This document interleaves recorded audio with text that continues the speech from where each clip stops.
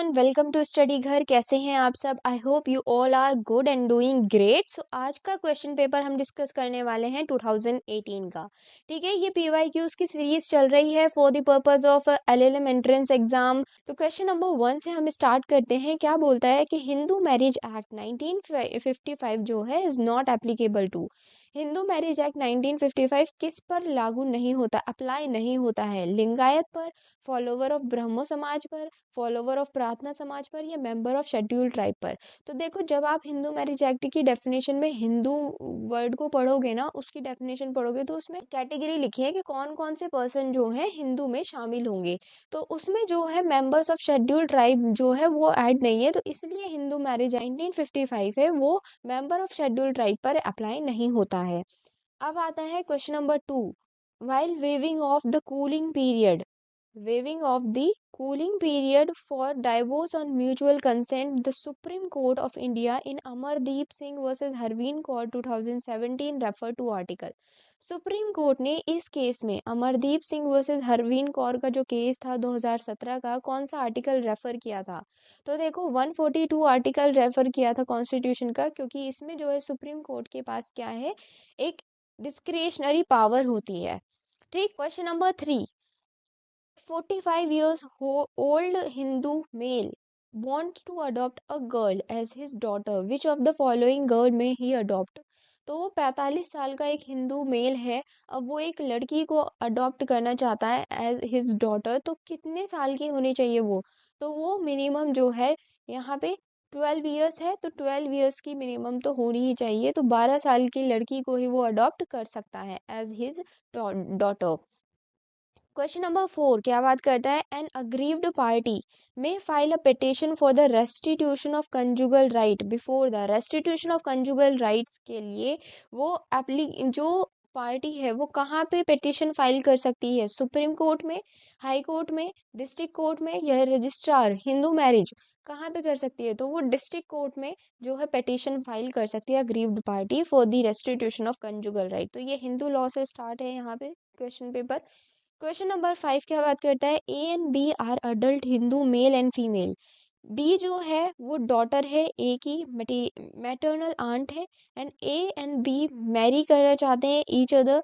Such a marriage is. तो ये जो मैरिज होगी, देखो ए और बी जो है अडल्ट हिंदू मेल और फीमेल है। बी जो है वो ए की जो मैटरनल आंट है उनकी लड़की है। ठीक, अब ए और बी दोनों शादी करना चाहते हैं, तो इनकी शादी क्या होगी? वॉइड होगी बट नॉट पनिशेबल, voidable होगी but punishable, void and punishable with simple imprisonment which may extend to 1 month or fine, or with both, void and punishable with rigorous imprisonment which may extend to 2 years or fine of both। Option number C जो है void भी होगी, punishable भी होगी with simple imprisonment which may extend to 1 month and fine। क्योंकि आपने पढ़ा होगा, जब हम क्या पढ़ते हैं, कंडीशंस ऑफ हिंदू मैरिज की पढ़ते हैं, ठीक है, तो उसमें कुछ चीज़ें आती है कि मम्मी की साइड से तो 3 जो पीढ़ी है वहां तक नहीं कर सकते, फादर की साइड से 5 स्टेज तक नहीं कर सकते। तो यहाँ पे ये 3 स्टेज में ही कवर हो रहा है। मैटरनल आंट है वो उसकी, तो इसलिए उनकी जो शादी होगी वो वॉइड भी होगी, साथ ही साथ वो क्या होगी, पनिशेबल भी होगी सिंपल इम्प्रिजनमेंट के साथ। Question number 6। Where the dependent has a right to receive maintenance out of an estate and such estate is transferred, the effect of such transfer it। अब देखो क्या होगा, जहाँ पे कोई डिपेंडेंट का राइट जो है कोई मेंटेनेंस रिसीव करने का किसी एस्टेट में से, लेकिन वो एस्टेट ट्रांसफर हो चुका है, तो उस ट्रांसफर का उस डिपेंडेंट के राइट पे क्या इफेक्ट पड़ेगा? क्या right of dependent to receive maintenance cease हो जाएगा, या फिर right to of dependent to receive maintenance exist and can be enforce against the transferee, क्या उसको एनफोर्स कराया जा सकता है ट्रांसफरी के अगेंस्ट में? या फिर right of dependent to receive maintenance exist and can be enforced only when the transfer was gratuitous, या फिर right of dependent to receive maintenance exist only when the transfer was gratuitous and the transferee had notice of such right. Option number D जो है इसका सही होगा, कि जो right of dependent है वो रिसीव करने का मेंटेनेंस का वो एग्जिस्ट करेगा only when the transfer was gratuitous हुआ हो, ग्रेजुअस वे में हुआ हो। क्वेश्चन नंबर 7 क्या बात करता है, who can not ask for partition in Mitakshara Hindu joint family. Mitakshara Hindu joint family में पार्टीशन के लिए कौन नहीं कह सकता, सन, इलिजिटिमेट सन, डॉटर या फिर सन। सन, तो इलिजिटिमेट सन जो है वो इसके अंतर्गत नहीं आता है। Question number 8, who among the following is not class 1 heir according to Hindu succession act 1956। 1956 के हिंदू सक्सेशन एक्ट के अंतर्गत के अकॉर्डिंग क्लास 1 ईयर के अंतर्गत कौन कौन से नहीं आते, step son, son of a predeceased son, widow, daughter of predeceased son. तो कौन नहीं आता, तो स्टेप सन उसकी कैटेगरी में नहीं आता है क्लास 1 की। Question number 9, when two persons are related by blood और adoption not wholly through males they are called cognate की कैटेगरी में आएंगी। ठीक है, next question, question number 10, a Hindu widow inherited property from her mother, widow dies intestate and is issueless. ठीक है, उस वो जो है एक हिंदू विडो है और उसकी इनहेरिटेड प्रॉपर्टी है उसकी मदर की साइड। ठीक, अब विडो तो मर जाती है और जो इंटरस्टेट है और इशूलेस वो सारा कुछ ऐसे छोड़ जाती है। She left behind her one sister and parents of her husband and husband's brother son. Her property जो है विल डिवॉल्व टू, तो जो उसकी प्रॉपर्टी है उसकी मदर की साइड से वो किसको मिलेगी, हर हस्बैंड्स फादर को या हर हस्बैंड्स मदर को या फिर हर सिस्टर को या हस्बैंड्स ब्रदर सन को। तो वो जो मिलेगी उसकी सिस्टर को मिलेगी। ठीक है, क्योंकि वो जो प्रॉपर्टी है वो उसकी मदर की साइड से है। Question number 11, Gloucester grammar school case is related to damnum sine injuria, injuria sine damnum, negligence per se प्रॉक्सिमी सेंटेरी ते। तो किसके अंतर्गत ये आता है, ग्लोचेस्टर ग्रामर स्कूल, ये टॉट से रिलेटेड क्वेश्चन है। ठीक है, तो इसमें क्या बोला गया, इसका मतलब क्या है, डैमेजेस साइन इंजूरिया, कि डैमेजेस तो हो रही है बिना इंजरी की हुए, इसका मतलब है इंजरी साइन मतलब इंजरी हुई है बिना डैमेजेस के। तो क्वेश्चन नंबर ए जो ऑप्शन नंबर ए जो है वो यहाँ पे करेक्ट ऑप्शन होगा कि इंजरी के बिना, विदाउट इंजरी डैमेजेस यहाँ पे देखने को मिली, क्योंकि दो स्कूल हो गए थे ना, तो इंजरी तो नहीं हुई इस ग्लोचेस्टर स्कूल को बट डैमेजेस हो गई क्योंकि एक उसका कॉम्पिटिटर सामने आ गया।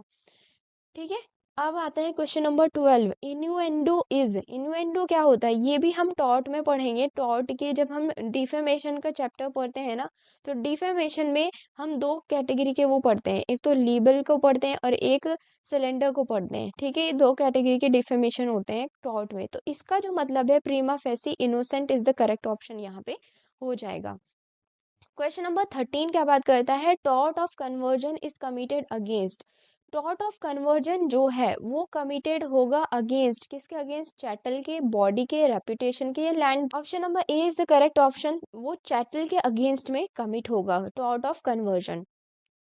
Question number 14, maxim qui facit per alium facit per se जो है is applicable to fix liability on plaintiff, independent contractor, servant या मास्टर। तो ये जो लायबिलिटी फिक्स करता है कोई फैसिट पर एलियम फैसिट, जिसका मतलब क्या होता है, मतलब कि अगर आपने कोई वर्क भी नहीं किया है तब भी वो ऐसा माना जाता है कि वो आपके द्वारा ही किया गया है, रॉन्ग डूअर।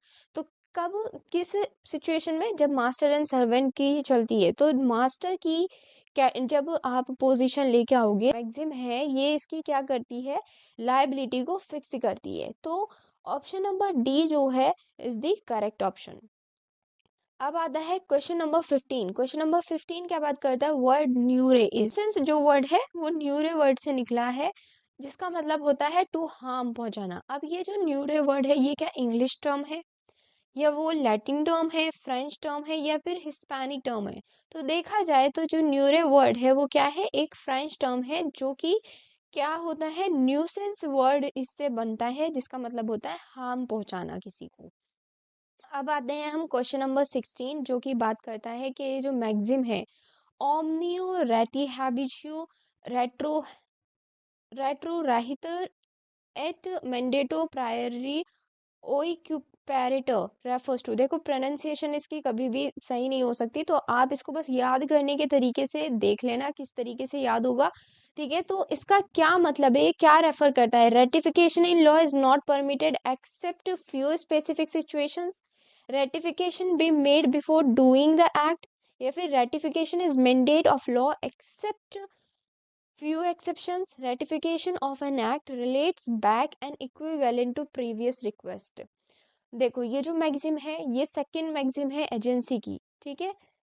सेकंड जो फेमस मैक्सिम है एजेंसी से रिलेटेड, उसकी ये मैक्सिम है, उससे रिलेट करती है। दूसरी चीज इसका जो मतलब होता है वो होता है कि रेटिफिकेशन करना ऑफ एन एक्ट का रिलेट्स बैक, ठीक, and equivalent to previous request से वो क्या होगा, इक्विवेलेंट होगा। सो ये हो गया हमारा option number D is the correct option. अब आते हैं हम क्वेश्चन नंबर 17 पे। क्या बात करता है, misfeasance term is used for. जो मिसफीजेंस टर्म है वो यूज की जाती है, किस लिए यूज की जाती है misfeasance term, improper performance of a lawful act का, कॉजिंग सब्सटेंशियल लॉस, या फिर इम्प्रॉपर मोटिव के लिए, या फिर इम्प्रॉपर इम्प्यूटेशन ऑफ लायबिलिटी के लिए। तो मिसफीजेंस का मतलब क्या होता है, देखो यहाँ पे जो मिसफीजेंस है, अनइंटेंशनली कॉजिंग हार्म। आप फॉर एग्जाम्पल, मैं आपको एग्जाम्पल दूं तो ये एक पुलिस है, ठीक है, पुलिस ऑफिसर है। अब इसने जो है कोई ऐसा वो कर दिया, इसके सामने कोई घटना हुई, ठीक है, कोई इवेंट हुआ इसके सामने, बट इसने खुद उसको सेव करने के बजाय, उस इवेंट के होने पर वहाँ के लोगों को बचाने के बजाय, इस पर्सन ने किसी सेकंड पुलिस ऑफिसर को कॉल करके बताया कि ऐसे ऐसे यहाँ पे जो है इस प्लेस पे ये इवेंट हुआ है, तो तुम वहाँ पे जाके जो है मुझे रिपोर्ट करो, देखो वहाँ पे क्या हो रहा है। तो यहाँ पे उसने यहाँ पे क्या किया, अनइंटेंशनल कॉजिंग हार्म किया उन लोगों को, क्योंकि ये उसकी ड्यूटी थी डायरेक्टली उन लोगों को बचाना, सेव करना, बट उसने ऐसा नहीं किया, उसने इस थर्ड पर्सन को क्या किया, कांटेक्ट किया, ठीक। तो मिसफीजेंस का मतलब होता है improper performance of lawful act. आपका कोई लॉफुल एक्ट है लेकिन आप उसके परफॉर्मेंस को इम्प्रॉपर तरीके से कर रहे हो, ठीक है, उसको प्रॉपरली लॉफुल तरीके से नहीं किया आपने। नेक्स्ट क्वेश्चन है question number 18, peninsular steam navigation company versus secretary of state of India case is related with. तो ये जो केस है ये किससे रिलेटेड है, ट्रेड फैसिलिटी से, सॉवरेन इम्यूनिटी से, एक्सपोर्ट से, या टैक्स लायबिलिटी से। तो ये रिलेटेड है पेनिनसुलर स्टीम नेविगेशन कंपनी का सॉवरेन इम्यूनिटी से। नेक्स्ट क्वेश्चन हमारा आता है क्वेश्चन नंबर 19। ये क्या बोलता है कि एक माइनर जो है can sue for prenatal injuries, prenatal injuries के लिए सू कर सकता है अकॉर्डेंस विद मैक्सिम। तो ऐसे भी क्वेश्चन आ जाता है कि हमें एक सिचुएशन दे दी है और आपको क्या बताना है, इसमें मैक्सिम को रिलेट करना है कि किस मैक्सिम के अकॉर्डिंग जो है वो माइनर सू कर सकता है।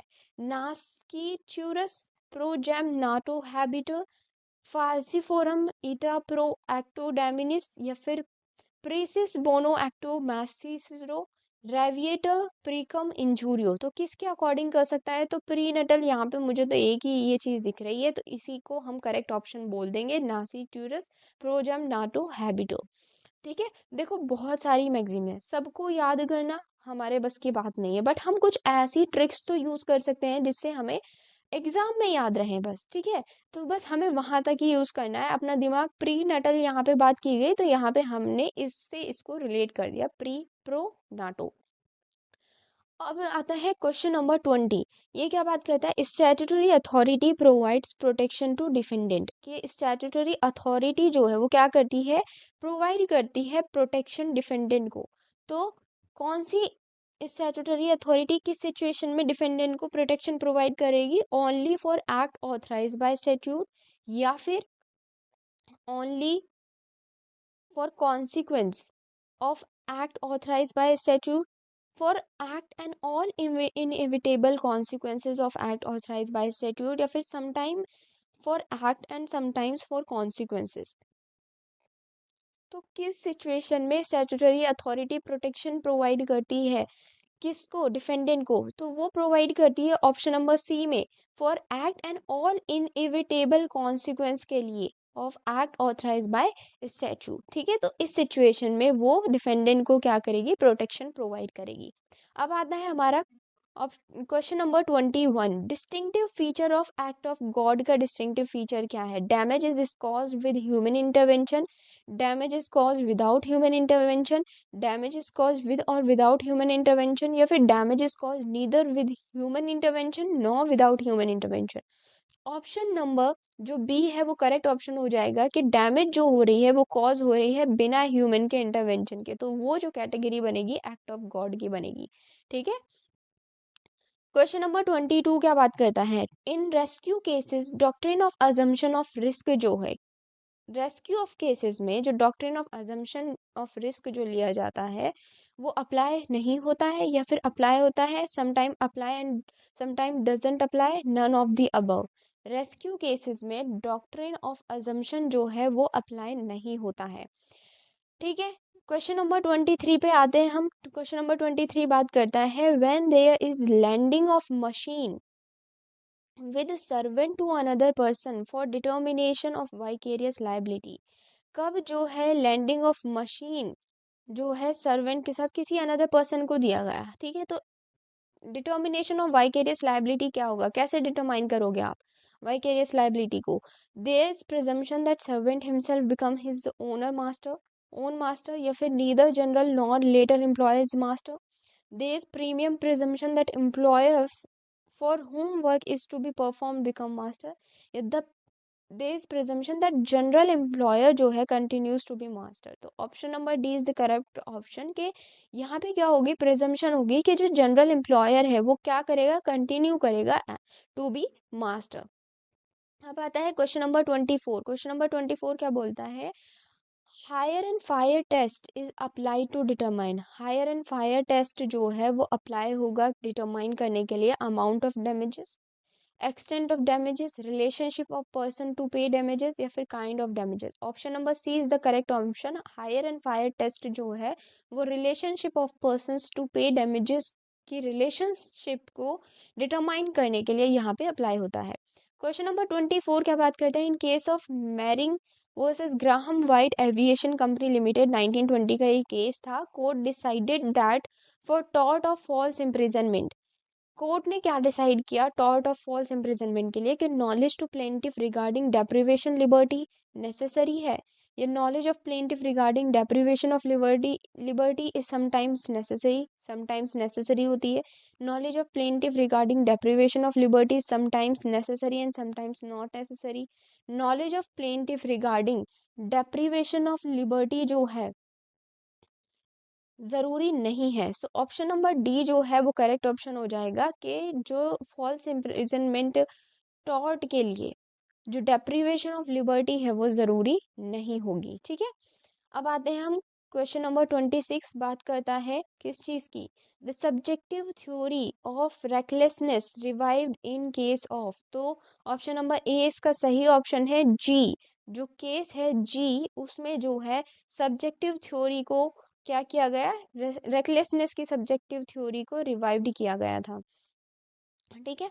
अब हम आते हैं यहाँ पे क्वेश्चन नंबर 27 पे। क्वेश्चन नंबर 27 क्या बात करता है कि जो टर्म है डिसऑनेस्टली, डिसऑनेस्टली किस में बताया गया है, सेक्शन 24 में बताया गया है आईपीसी के। तो उसका मतलब क्या होता है, doing anything with the intention of causing wrongful loss, causing wrongful loss और wrongful gain, committed fraud, causing wrongful loss and wrongful gain. तो क्वेश्चन का जो है 27 का option number B correct option होगा, कॉजिंग रॉन्गफुल लॉस और इस term को याद रखना और रॉन्गफुल गेन डिसऑनेस्टली की डेफिनेशन में फॉल करता है। अब बात आती है question number 28, which of the following is not included, not included, इनको याद रखना कि मतलब क्वेश्चन किस तरीके से पूछा जा रहा है, इंक्लूडेड पूछा जा रहा है, नॉट इंक्लूडेड पूछा जा रहा है, क्या पूछ रहा है वो। ठीक है। The definition of movable property in section 22 of the IPC, कि इनमें से कौन सी जो मूवेबल की जो डेफिनेशन है इन सेक्शन 22 में आईपीसी के, तो उसमें से क्या इंक्लूड नहीं होता है मूवेबल प्रॉपर्टी में। ठीक है। Things attach to the earth, देखो ये तो बिल्कुल जो है जो मूवेबल प्रॉपर्टी है उसमें इंक्लूड नहीं होता है। ठीक है। दूसरा, things permanently fasten to anything which is attach to the earth, देखो ये जो परमानेंटली फास्टन अटैच्ड है वो भी इंक्लूड नहीं होता मूवेबल प्रॉपर्टी में, लैंड भी इंक्लूड नहीं होती है मूवेबल प्रॉपर्टी में, और इलेक्ट्रिसिटी भी इंक्लूड नहीं होती है मूवेबल प्रॉपर्टी में। तो ऑल ऑफ द अबव जो है is the right option is here. ठीक है, अब आते हैं क्वेश्चन नंबर 29। बात करता है A was having a costly wrist watch. ये क्या होता है, out of fear A did not resist while B was removing that wrist watch. अब जब बी उस वॉच को निकाल रहा था तो ए ने उसको बिल्कुल भी नहीं रोका, आउट ऑफ फियर में आके। विच ऑफेंस हैज बी कमिटेड, तो यहाँ पे बी ने क्या ऑफेंस कमिट किया, थेफ्ट किया है, एक्सटॉर्शन किया है, रॉबरी की है, या क्रिमिनल मिसअप्रोप्रिएशन किया है। तो उसने यहाँ पे रॉबरी की है, आउट ऑफ फियर में रह के ए ने उसको बी को नहीं रोका वो रिमूव करने से। ठीक है, तो ये हो गया रॉबरी वाला पॉइंट कि यहाँ पे उसने क्या की है, रॉबरी की है। क्वेश्चन नंबर 30 क्या बात करता है, in which of the following offence the delivery of property is not essential element. इनमें से किस ऑफेंस के लिए delivery of property essential element नहीं है, चीटिंग के लिए, एक्सटॉर्शन के लिए, रॉबरी बाय एक्सटॉर्शन के लिए, या मिसचीफ के लिए। तो मिसचीफ के लिए वो क्या है, एसेंशियल एलिमेंट यहाँ पे नहीं होता है delivery of property. Question number 31. The House of Lords found the accused guilty of an impossible attempt by applying the Criminal Attempt Act in the case of. तो किस केस में हाउस ऑफ लॉर्ड ने ये पाया कि accused जो है guilty है, किसका, ऑफ एन इम्पॉसिबल अटेम्प्ट का, by applying criminal attempt act. R versus Prince के केस में, आर वर्सेस शिवपुरी के केस में, आर वर्सेस क्रूज के केस में, या फिर आर वर्सेस हाइमन के केस में। Option number B is the correct option. R versus Shivpuri के केस में जो है हाउस ऑफ लॉर्ड ने ये पाया कि अक्यूज जो है गिल्टी है ऑफ एन इम्पॉसिबल अटेम्प्ट का।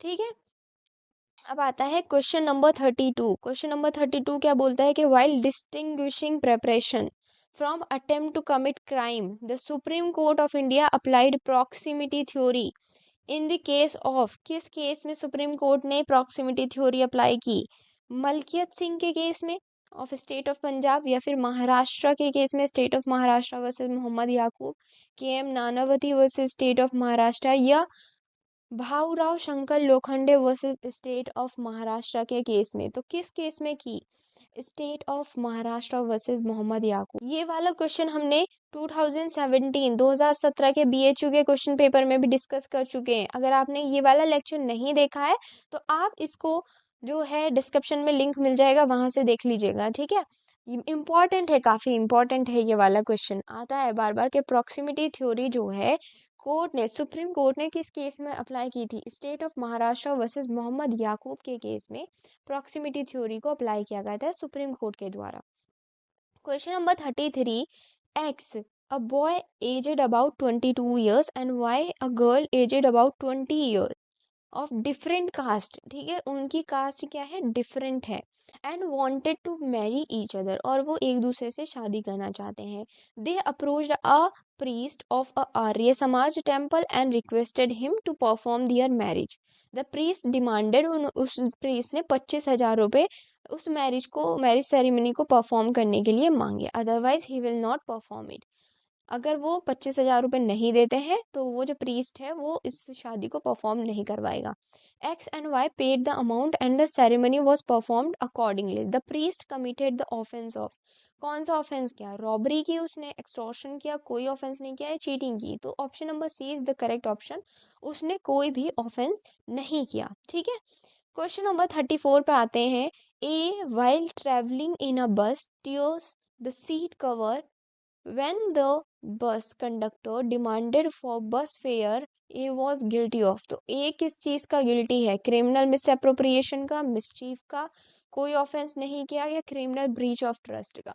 तो वो जो गिल्टी होगा मिसचीफ का होगा सेक्शन 425 में। ठीक है, आईपीसी के 425 जो है वो मिसचीफ की डेफिनेशन के बात करता है। क्वेश्चन नंबर 35 पे आते हैं। क्वेश्चन नंबर 35 बोलता है in which of the following case the accused can not successfully take the defence of de minimis non curat lex. तो सक्सेसफुली वो इस चीज का डिफेंस नहीं कर सकता, कब, where the accused dips his fountain pen in the ink pot of another person, where the accused while boarding into railway compartment causes hurt by pressing toes of another, या फिर where the accused mixes 250 ml of water in 10 ounces of milk, where the accused picks up a sheet of blank paper from the table of another। तो किस situation में वो successfully defence नहीं ले सकता है D minimis non curate lakes का? Option number C में नहीं ले सकता है, जहां पे वो अक्यूज मिक्स कर रहा है 250 ml water in 10 ounces of milk में। ठीक है, आता है क्वेश्चन नंबर 36। क्या बात करता है? A making an unusual sound suddenly jumps in front of a woman in dark night, the woman out of fear became unconscious for 2 minutes, which offence has A committed? तो A ने यहाँ पे कौन सा ऑफेंस कमिट किया? Use of criminal force, assault, hurt किया या grievous hurt किया? तो उसने यहाँ पे क्या किया? हर्ट किया है। ठीक है, question number 37। Which of the following statement is not correct? इसमें से कौन सा फॉलोइंग स्टेटमेंट करेक्ट नहीं है? The right of private defence is available against all offences affecting human body, the right of private defence is available against kidnapping, the right of private defense is available against all offenses relating to property, the right of private defense is available against assault। तो कौन सा correct option यहाँ पे नहीं है? तो correct option ये है कि जो राइट ऑफ प्राइवेट डिफेंस है वो अवेलेबल है against all offences relating to property. Number 38। Who has defined crime as a legal wrong? किसने डिफाइन किया क्राइम को एज अ लीगल रॉन्ग जो कि followed by a criminal procedure which में result इन punishment? Crime जो है एक लीगल रॉन्ग है जो जिसमें जिसको सजा दिलवाने के लिए, पनिशमेंट दिलवाने के लिए क्रिमिनल प्रोसीजर का को फॉलो किया जाता है। तो किसने ये डिफाइन किया? कैनी ने, ब्लैकस्टोन ने, या फिर सदरलैंड ने, या फिर ग्लानविल विलियम्स ने? तो option number D is the correct option. Question number 39। Which one of the following is incorrect in explaining actus reus? Actus reus को एक्सप्लेन करने में कौन सा इनकरेक्ट है? A human conduct, certain circumstances specified by law, foresight of result, या फिर result of the conduct? Which one is the incorrect option? तो foresight of result जो है वो यहाँ पे incorrect होगा actor CS को explain करने के लिए। अब आते हैं question number 40। In which case the Supreme Court denies to curtail the ambit and scope of section 498 of the Indian Penal Code? Supreme court ने किस केस में ये डिनाई किया? क्या डिनाई किया? To curtail the ambit and scope of section 498 के 498 A of the IPC के। Usman Shaikh Rahman versus state of Maharashtra के केस में, Arnesh Kumar versus state of Bihar, Rajesh Kumar versus state of UP, या फिर Nyayadhar versus union of India? Nyayadhar versus union of India के case में supreme court ने deny किया था कर्टेल करने के लिए ambit and scope of section 498 का। अब आते हैं question number 41। Yusuf Abdul Aziz versus state of Maharashtra का केस है। अब इस केस में क्या होता है? ये केस किस चीज से रिलेटेड है? कॉन्स्टिट्यूशनैलिटी ऑफ सेक्शन 121 ए से, कॉन्स्टिट्यूशनैलिटी ऑफ 377 से, कॉन्स्टिट्यूशनैलिटी ऑफ सेक्शन 497 से, या कॉन्स्टिट्यूशनैलिटी ऑफ 309 से? तो किससे रिलेटेड है ये? Constitutionality of 497। नेक्स्ट क्वेश्चन हमारा 42 आता है। A proposal when accepted becomes, जब एक प्रपोजल एक्सेप्ट हो जाता है तो वो क्या बन जाता है? वो प्रॉमिस बन जाता है। सीधी सीधी बात। Question number 43। Communication of acceptance is complete as against the acceptor, जब communication of acceptance against the acceptor complete हो जाती है, कब होती है? When it is put in the course of transmission, when it comes to the knowledge of the proposer, when the proposer conveys the acceptance to the acceptor, या when it is communicated to the acceptor what the acceptance has received the proposer। तो कब होती है? जब वो जो knowledge है acceptance की वो प्रपोजर के पास चली जाती है, प्रपोजर तक पहुंच जाती है, तब वो जो है एक्सेप्टेंस के कम्युनिकेशन जो है एक्सेप्टर के अगेंस्ट में कंप्लीट हो जाती है। अगर यही क्वेश्चन ऐसा आता कि communication of acceptance is complete as against the proposer, proposer के अगेंस्ट में कब कंप्लीट होती है? तो जब वो put in the course of transmission, जब वो एक्सेप्टर जो है अपनी एक्सेप्टेंस को क्या कर देता है, इन द कोर्स ऑफ ट्रांसमिशन में कर देता है, तब वो प्रपोजर के अगेंस्ट में जो कम्युनिकेशन ऑफ एक्सेप्टेंस है कंप्लीट हो जाती है। तो यहाँ से हमने ये जो है 2 क्वेश्चन यहाँ से कर लिए। Question number 44। A man enfeebled by disease, ठीक है, वो एक डिजीज से ग्रस्त है, is induced by B's influence over him as his medical attendant, ठीक। अब वो जो है उसके ऊपर इन्फ्लुएंस है बी का, जो कि उसका मेडिकल अटेंडेंट है, to agree to pay B. अब वो बी को अग्री कर जाता है पे करने के लिए an unreasonable sum for his professional service के लिए। अब यहाँ पे बी जो है वो उसने क्या किया, फ्रॉड किया, कॉर्सियन किया, मिसरिप्रेजेंटेशन किया या अनड्यू इन्फ्लुएंस। तो यहाँ पे ए जो है इन्फ्लुएंस के कारण एज अ मेडिकल अटेंडेंट, वो उसका मेडिकल अटेंडेंट होने के वजह से वो इन्फ्लुएंस रखता है, तो इसलिए ए ने अनरीजनेबल सम देने के लिए अग्री कर दिया। तो यहाँ पे एक अनड्यू इन्फ्लुएंस की सिचुएशन अराइज हो जाती है, ठीक है। अब आता है question number 45, which of the following case is related to fraud. Felthouse versus Bindley, Krell versus Henry का केस है, या फिर Hadley versus Baxendale and Derry versus Peek. तो कौन सा ऑप्शन सही है, तो ऑप्शन नंबर डी जो है वो फ्रॉड से डील करता है, डेरी वर्सेस पी। अब आता है question number 46, Khan Gul versus Lakha Singh is related to which of the following, consideration, capacity of parties, object of agreement या फिर वेजरिंग अग्रीमेंट। किस चीज से ये जो है डील करता है, खान वर्सेस गुल का केस, खान वर्सेस लाखा सिंह, ठीक है। तो ये करता है कैपेसिटी ऑफ पार्टीज से रिलेटेड। अब बात आती है 47, क्वेश्चन नंबर 47 क्या बात करता है, A being entitled to an estate for the life of B agrees to sell it to C, B was dead at the time of the agreement. B जो है मर जाता है but both parties were ignorant of such fact, दोनों parties ने इस fact को ignore कर दिया। Now the agreement is unlawful, valid, voidable contract या फिर वॉइड। तो यहाँ पे क्या है, वो किस चीज पे, बी जो ए जो है being entitled to an estate for the life of B, जब तक बी की लाइफ है तब तक ही वो एंटाइटल है उस एस्टेट के लिए। After the death of B, तब वो एंटाइटल नहीं रहा उस चीज का। तो यहाँ पे जो ऑप्शन नंबर डी है इज द करेक्ट ऑप्शन, ठीक है। अब आते हैं हम क्वेश्चन नंबर 48, जो कि बात करता है हमारा कि a trader supply to a minor wheat and rice required for food, ठीक है, जो खाने के लिए ज़रूरी है, जितनी ज़रूरी है मात्रा व्हीट और राइस की, गेहूं और चावल की, on the failure of the minor to pay for it. अब माइनर जो है क्या हो जाता है, उस चीज का पे करने के लिए फेल हो जाता है। नाउ अब क्या होगा, trader files a suit, the trader को क्या मिलेगा, will get relief under section 68 of the ICA act 1872, will get relief under section 11, will get relief under section 69 ICA का, या फिर will get relief under section 70 of the ICA. किसके अंतर्गत वो relief पा सकता है, तो सेक्शन जो 68 है आईसीए का, इंडियन कॉन्ट्रैक्ट एक्ट का, उसके अंतर्गत जो है उसको रिलीफ मिल सकता है। नेक्स्ट क्वेश्चन है 49, के A agrees to sell a horse worth ₹5,000, उसकी कीमत है, बट वो उसको 1,000 में बेच देता है बी को। ए की जो कंसेंट थी अग्रीमेंट के लिए वो बिल्कुल प्योरली फ्री दी गई थी।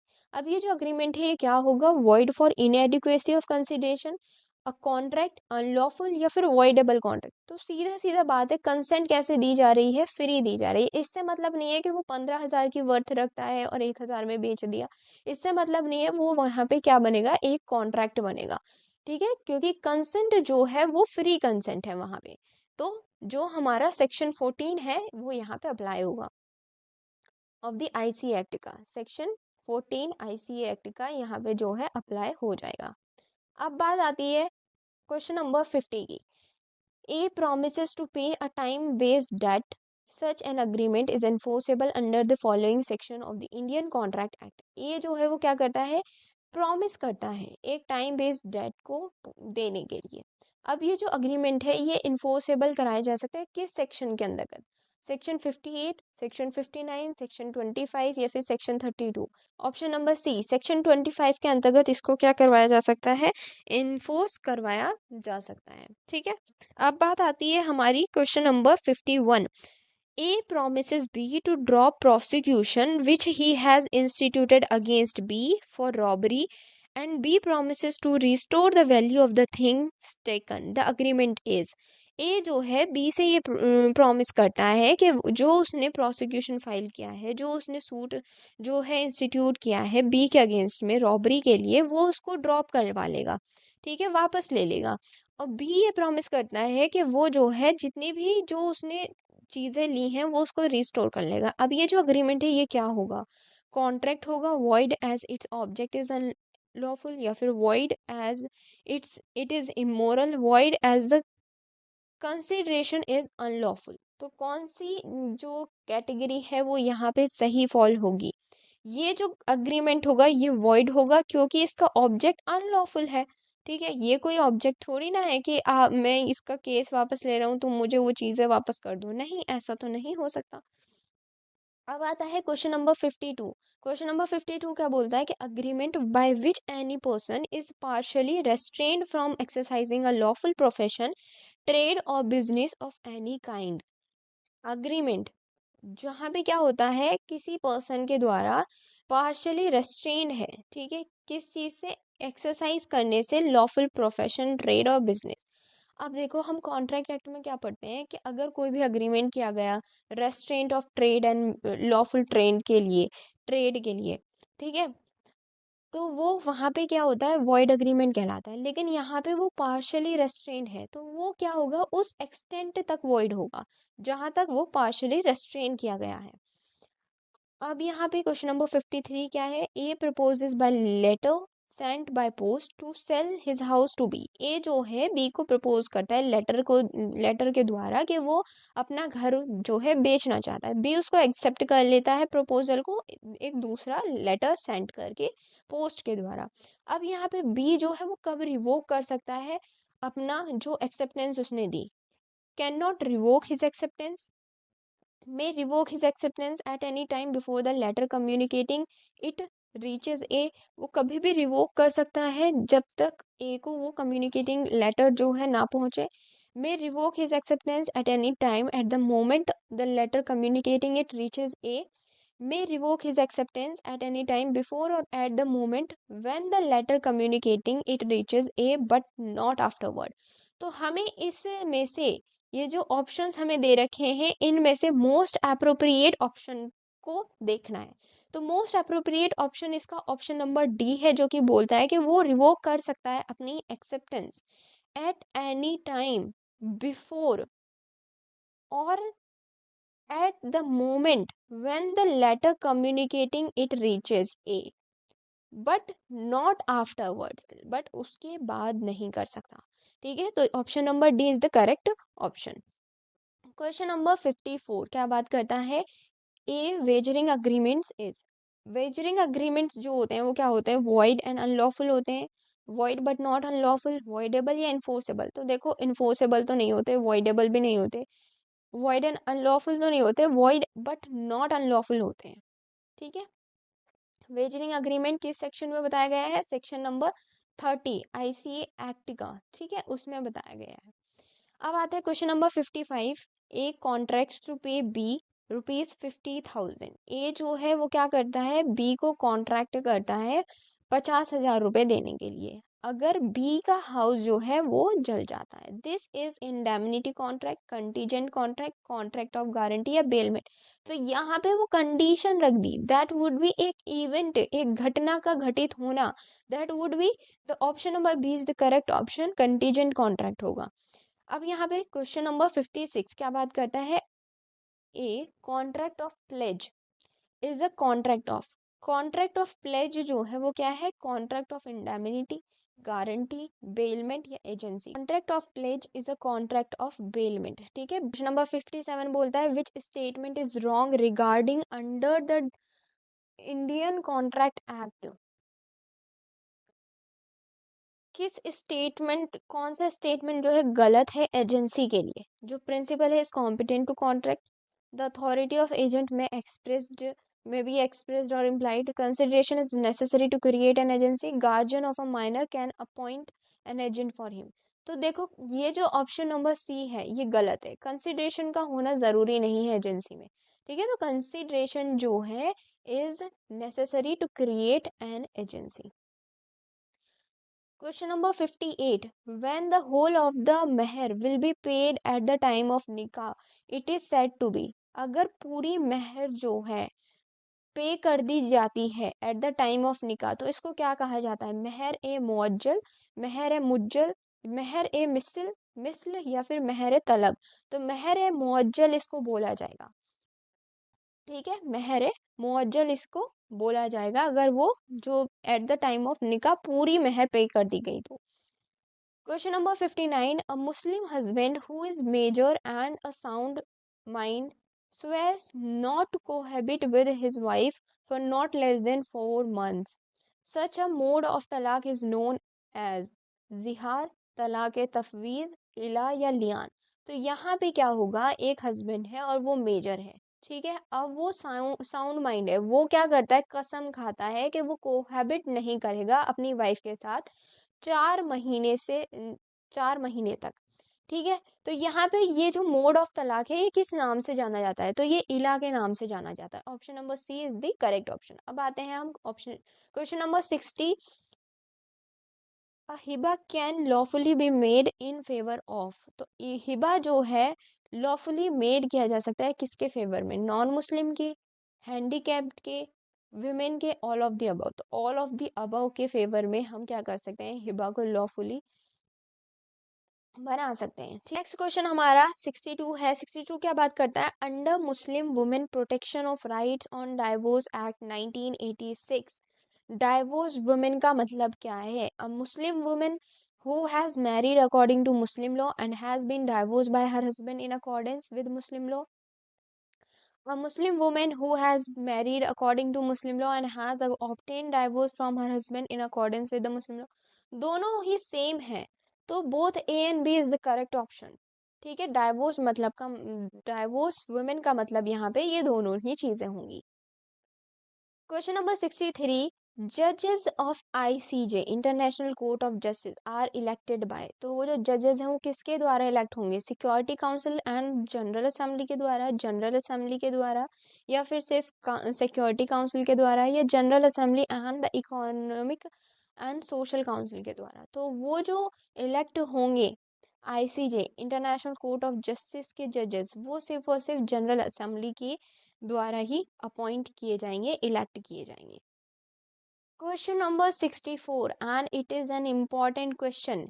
इन which of the following cases the protective principle of jurisdiction was relied on by the court? Protective principle of jurisdiction court के द्वारा किस केस पे रिलाई किया गया? किस केस से रिलाई किया गया? Lotus case, Joyce versus DPP, Missouri Missouri versus Holland, Sei Fujii versus California. तो जॉयस वर्सेस डीपीपी का केस था, उसमें ये जो प्रोटेक्टिव प्रिंसिपल ऑफ ज्यूरिसडिक्शन है ये लेके आया गया। ठीक है, question number 65। The international criminal tribunal for the former Yugoslavia was established by। तो इंटरनेशनल क्रिमिनल ट्रिब्यूनल जो है फॉर द फॉर्मर यूगोस्लाविया के लिए जो ट्रिब्यूनल जो है बनाया गया था वो किसके द्वारा बनाया गया था? जनरल असेंबली के द्वारा, सिक्योरिटी काउंसिल के द्वारा, आईसीजे के इंटरनेशनल कोर्ट ऑफ जस्टिस के द्वारा, या फिर secretary general of the union के द्वारा। तो किसके द्वारा बनाया गया था? तो वो बनाया गया था सिक्योरिटी काउंसिल के द्वारा। Option number B is the correct option. Next question number 66 क्या बात करता है? Which of the following is not expressly referred by article 38 clause 1 of the statute of ICJ. International Court of Justice के statute के article 38(1) में क्या चीज expressly नहीं की गई है? International convention, international custom, judicial decisions, या फिर इक्विटी। सो वहाँ पे जो है इक्विटी को एक्सप्रेस नहीं किया गया है। इंटरनेशनल कन्वेंशन भी है, इंटरनेशनल कस्टम भी है, जुडिशियल डिसीजंस भी है, बट इक्विटी उसमें, इक्विटी जो है वो मेंशन नहीं है। Question number 67 and it is another an important question. क्या बात करता है? In which of the following cases the court affirmed the legality of the straight base line method in delimiting the territorial sea. तो straight base line method की legality जो है court ने किस केस में अफर्म की थी? Nicaragua versus United States merits, Anglo Norwegian fisheries case, Naulilaa arbitration, Paquete Habana case. तो किस केस में स्टेट बेस लाइन मैथड की लीगैलिटी अफर्म की गई थी? तो वो की गई थी एंग्लो नॉर्वेन फिशरीज केस में। ठीक है, next question number 68। A member of United Nation may be suspended from the rights and privileges of membership by। अब जो मेंबर है यूनाइटेड नेशन का वो सस्पेंड हो सकता है अपने राइट्स एंड प्रिविलेजेस से। मेंबरशिप जो होगी उसकी किसके द्वारा? सिक्योरिटी काउंसिल के, जनरल असेंबली के। सिक्योरिटी काउंसिल के द्वारा upon the recommendation of the general assembly, या फिर जनरल असेंबली के द्वारा upon the recommendation of the security council. तो जनरल असेंबली के द्वारा जो है वो क्या होगा, अपनी जो है सस्पेंड किया जा सकता है जनरल असेंबली के द्वारा upon the recommendation of the security council. Security Council के रिकमेंडेशन के बाद ही जनरल असेंबली उसको क्या करेगी? सस्पेंड कर देगी। Question number 69। The exclusive economic zone shall not extend beyond. जो एक्सक्लूसिव इकोनॉमिक जोन है वो क्या नहीं हो सकता? एक्सटेंड नहीं हो सकता। कहाँ तक? 250 नॉटिकल माइल्स तक, 200 नॉटिकल माइल्स तक, 300 नॉटिकल माइल्स तक, या 350 नॉटिकल माइल्स तक। तो option number B is the correct option. जब हमने 2017 का क्वेश्चन पेपर किया था तो वहां पे भी इस तरीके से आया था कि उसकी टेरिटरी को डिफाइन करो। तो वो क्या था? 24 नॉटिकल माइल्स जो थे, कहाँ से कहाँ तक? बेस लाइन से। बेस लाइन की बात कर रहा था उसमें। ठीक है, तो 2017 का भी आप क्वेश्चन पेपर देख लीजिएगा एक बार। Question number 70। Who among the following is not a positive. कौन सा इनमें से पॉजिटिविस्ट नहीं है? तो वो है Samuel Pufendorf is not positivist. ठीक है, question 71। International law is the part of our law. International जो है एक पार्ट है हमारे लॉ का, and must be as certain and administered by the court of justice of appropriate jurisdiction. Above observation was made in. ये जो observation की गई ये किस केस में की गई थी? कि इंटरनेशनल लॉ जो है वो पार्ट है हमारे लॉ का, एंड जो है must be ascertain and administered किया जाता है कोर्ट ऑफ जस्टिस के द्वारा ऑफ एप्रोप्रिएट जुरिस्डिक्शन के लिए। That is observed in the Paquete Habana case. ठीक है, तो ये पैकेट हबाना केस में option number C is the correct option. इस केस में ऑब्जर्व किया गया था। Question number 72। Decision of the Security Council on procedural matters shall be made by an। जो डिसीजंस हैं सिक्योरिटी काउंसिल के किस पर? प्रोसीजरल मैटर्स पे। shall be made by an affirmative vote of 9 members, affirmative vote of 7 members, 11 members या 15 members। तो security council का जो डिसीजन होता है प्रोसीजरल मैटर्स पे किया जाता है किसके वोट के आधार पे? 9 मेंबर्स के वोटों के आधार पे। ठीक है, तो ये हो गया हमारा क्वेश्चन नंबर 72। नेक्स्ट है question number 73। The contiguous zone may not extend beyond. जो कंटीजुअस जोन है वो एक्सटेंड नहीं हो सकती कहाँ तक? 12 नॉटिकल माइल्स तक, 15 नॉटिकल माइल्स तक, 24 नॉटिकल माइल्स तक, या 18 नॉटिकल माइल्स तक। कंटीजुअस जोन है वो एक्सटेंड नहीं हो सकती 24 नॉटिकल माइल्स से ऊपर तक। ठीक है, 24 नॉटिकल माइल्स जो है वो लास्ट यहाँ पे स्टेज आती है। फिर है question number 74। The Stimson doctrine is related to. Stimson doctrine जो है वो रिलेटेड है किस चीज से? एनेक्सेशन ऑफ द स्टेट से, कस्टम से, नॉन रिकॉग्निशन ऑफ गवर्नमेंट्स, या फिर acquisition of state territory by occupation. Option number C is the correct option. Non recognition of government से स्टिम्सन डॉक्ट्रिन जो है वो रिलेट है। Now the question number 75। theory of Packett's and Servanda is associated with। जो theory है Packett's and Servanda वो associated with Hans Kelsen, Ancelotti, John Austin या Vattel। तो it is relating to option number B। किसके द्वारा? एंजिलोती से associate करती है जो Packett's and Servanda है। Question number 76। Which of the following convention is related to 5 freedoms of the air. So इनमें से कौन सी कन्वेंशन जो है 5 फ्रीडम्स ऑफ एयर के बारे में बात करती है, most important of the environmental law का, तो ये मोस्ट इंपॉर्टेंट क्वेश्चन होने वाला है, जिसका ऑप्शन नंबर सी जो है करेक्ट ऑप्शन होगा। इंटरनेशनल एयर ट्रांसपोर्ट अग्रीमेंट जब हुआ था तो उसमें ये 5 फ्रीडम दी गई थी, ठीक है, एयर की क्या दी गई थी, 5 फ्रीडम दी गई थी। अब आता है हमारा क्वेश्चन नंबर 79, 77 और 78 जो है वो यहाँ पे मेंशन नहीं है। 79 जो है वो क्या बात करता है, which of the following school is founded on the assumption of present roots in intuitive human conscience और एब्स्ट्रैक्ट ह्यूमन रीजन। तो इनमें से कौन सा फॉलोइंग स्कूल जो है ये फाउंड करता है अजम्पशन पे कि प्रेजेंट रूट्स जो हैं इंट्यूटिव ह्यूमन कंसाइंस को लेकर and abstract human reason. Natural law school, historical school, analytical school या लीगल रियलिज्म। तो नेचुरल लॉ स्कूल जो है इस बारे में बात करता है कि प्रेजेंट रूट्स के अजम्पशन जो है ह्यूमन इनिशिएटिव कंसाइंस में एंड एब्स्ट्रैक्ट ह्यूमन रीजंस में, ठीक है। तो यहाँ पे क्या ऑप्शन सही है, ऑप्शन नंबर ए जो है natural law school is the correct option. Question number 80, according to Salmond the subjective theory of negligence emphasises on, जो सब्जेक्टिव थ्योरी ऑफ नेग्लिजेंस है वो किस पे बेस्ड है, mental attitude with respect to conduct, mental attitude with respect to consequence, mental attitude with respect to conduct and consequence, and the next is neither a particular kind of conduct nor a particular kind form of mens rea। तो इसका correct option क्या होगा, according to you what would be the correct option of this. तो देखो इसका जो correct option है mental attitude with respect to conduct and consequence, ठीक है। तो option number C would be the correct answer question number 80 का, कि अकॉर्डिंग टू सामन के अकॉर्डिंग जो सब्जेक्टिव थ्योरी है नेग्लिजेंस एम्फेसाइजेस करने की on the mental attitude with respect to conduct and consequences, ठीक है।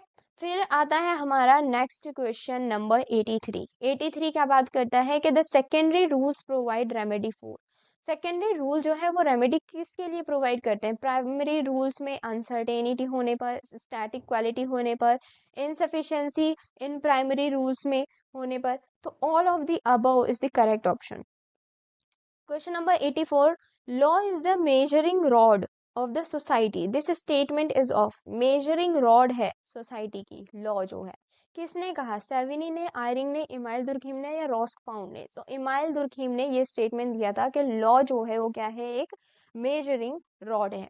क्वेश्चन नंबर 85, 85 क्या बात करता है, who among the following is not a legal feminist, इनमें से कौन सा जो है लीगल फेमिनिस्ट नहीं है, Catharine MacKinnon, John Rawls, Germaine Greer या फिर एनीसी scales.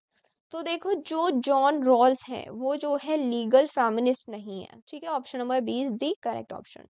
Question number 86, who made distinction between moral ought and legal ought, किसने डिस्टिंक्शन किया था moral ought and legal ought के बीच में, जॉन ऑस्टिन ने, बेंथम ने, एचएल हार्ट ने या हैंस केल्सन ने। तो इन दोनों के बीच में जो डिस्टिंक्शन किया था वो थे हैंस केल्सन, ठीक है, ऑप्शन नंबर डी जो है 86 का that would be a correct option.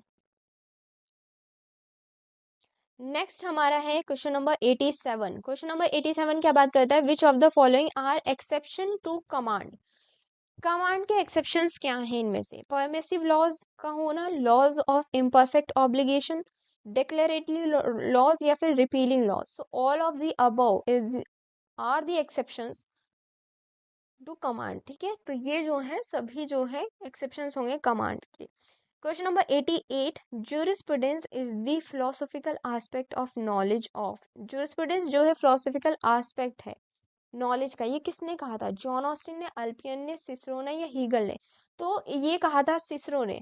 तो देखो ज्यूरिस्प्रूडेंस के किस ज्यूरिस्ट ने क्या क्या बोला है क्या नहीं बोला उस चीज को तो आप रट लो, एज इट इज लाइंस को रट लो। तो वो डायरेक्ट क्वेश्चन पूछते हैं, जैसे ये एक डायरेक्ट क्वेश्चन पूछा गया कि ज्यूरिस्प्रूडेंस जो है वो फिलोसॉफिकल एस्पेक्ट है नॉलेज का, तो ये किसने बोला था। तो अगर हमें पता होगा, अब हमने अगर सिसरो को पढ़ा होगा तो वहां पे हमें पता चल जाएगा कि ये किसने बोला था, सिसरो ने बोला था। ऑस्टिन जो है वो तो पॉजिटिव चीज की बात करता है, ठीक है, जस्ट मतलब एज इट इज की बात करता है। अल्पियन जो है जस्ट एंड अनजस्ट की बात करता है। ठीक है, तो ये यहाँ से हम इस तरीके से इसको लिंकअप कर सकते हैं। तो 88 का जो है ऑप्शन नंबर सी जो है वो करेक्ट ऑप्शन है। नेक्स्ट क्वेश्चन हमारा क्वेश्चन नंबर 89 क्या बात करता है, there are two moralities in law, internal and external, who was suggested it. दो मोरालिटीज होती हैं लॉ में, एक तो इंटरनल होती है और एक एक्सटर्नल होती है। ये किसने सजेस्ट किया था, HLA हार्ट ने, LM फिनिस ने, लॉन फ्लोर ने, या नॉर्थरॉप ने, किसने ये सजेस्ट किया था। तो ये जो है फुलर ने जो है दी थी कि दो मोरालिटीज हैं लॉ में, इंटरनल और एक्सटर्नल। देखो आप इसको ना यहाँ से लिंकअप कर सकते हो कि हार्ट एंड फुलर की जो है एक क्या हुई थी, डिबेट हुई थी। ठीक है, हार्ट एंड फुलर की डिबेट हुई थी जिसमें दोनों ने ही अपने अपने पॉइंट्स रखे थे, डिस्टिंक्शन के बारे में बताया था कि लॉ क्या होता है, मोरालिटी क्या होता है। तो जब हम वहां पे मोरालिटी का कॉन्सेप्ट पढ़ते हैं तो लॉन फ्लर ने ये वहां पे डिफाइन किया कि मोरालिटी, लॉ में जो मोरालिटीज हैं वो दो तरीके से हैं, इंटरनल एंड एक्सटर्नल। ठीक है, अब नेक्स्ट क्वेश्चन है क्वेश्चन नंबर 90, क्या बात करता है, which of the following is not a correct statement. क्या बोला है यहाँ पे, not a correct statement in relation to custom as a source of law. तो क्या सही नहीं है यहाँ पे statement, custom is admissible against the statute, custom must be in conformity with the statute, custom must be in accordance with justice, equity and conscience, custom must have the elements of antiquity। तो देखो यहाँ पे जो correct statement नहीं है वो ये है, ये नहीं, ये है जो करेक्ट स्टेटमेंट नहीं है कि कस्टम जो है एडमिसेबल हो जाता है अगेंस्ट द स्टैट्यूट। आप कस्टम को स्टेट के अगेंस्ट में, स्टैट्यूट के अगेंस्ट में एडमिसेबल नहीं करवा सकते। अगर वो किसी स्टैट्यूट को क्या कर रहा है, वायलेट कर रहा है, तो वो कस्टम फिर कस्टम नहीं होगा, वहां पे एप्लीकेबल नहीं माना जाएगा। ठीक है, तो उसकी एडमिसिबिलिटी जो है वहां पे नील हो जाएगी। ठीक है, तो ऑप्शन नंबर ए जो है क्वेश्चन नंबर 90 का, that is a correct option. Question number 91. Which theory of legal personality is supported by Savigny and Salmon? Legal personality, that is the topic of jurisprudence का ये topic है। ठीक है, legal personality तो किसने दी थी, Savigny and salmon ने कौन सी थ्योरी दी थी, तो सालमन और सैविनी ने फिक्शन थ्योरी दी थी। ठीक है, तो ऑप्शन नंबर सी जो है is the correct option. Next हमारा आता है क्वेश्चन नंबर 92। क्वेश्चन नंबर 92 क्या बात करता है, who wrote an essay on statutory lawlessness and Sapra statutory. किसने ऐसे लिखा था इस पे, सेविनी ने, गोस्ताव रैडब्रूक ने, लॉन फ्लर ने, या HLA हार्ट ने। Option number B is the correct option, Gustav Radbruch ने ऐसे लिखा था, statutory lawlessness and supra statutory. Question number 93, in which case नेडी जो जस्टिस थे उन्होंने ऑब्जर्व किया, करेक्ट जो इसकी प्रोनाउंसिएशन है आई डोंट नो, आप देख लीजिएगा, our obligation is to define the liberty of all, not to mandate our own moral code. So इनमें से किस केस में जस्टिस ने ये ऑब्जर्व किया था कि जो ऑब्लिगेशन है वो किस लिए है, हमारी ऑब्लिगेशन डिफाइन करने के लिए है किस चीज को, लिबर्टी को, सभी के लिए, ना कि मैंडेट करने के लिए हमारे खुद के मोरल कोड को। पीटर डाइटरिच वर्सेस नॉर्थम्पटन के केस में, Lawrence versus Texas, Roe versus Wade, या विलियम्स वर्सेस विलियम्स। तो लॉरेंस वर्सेस टेक्सास के केस में ये जो है ऑब्जर्व किया गया था। Question number 94, the National Green Tribunal Act 2010, 2010 का जो NGT एक्ट है was enacted under the following provision of the constitution of an India। तो इनमें से किस के following provisions जो है कॉन्स्टिट्यूशन ऑफ इंडिया का इनैक्ट किया गया, article 248 clause 1 and entry 97 list 1, या फिर article 246 clause 1 entry 78, article 253 and entry 14 list 1, या आर्टिकल 253 एंट्री 13 लिस्ट 1।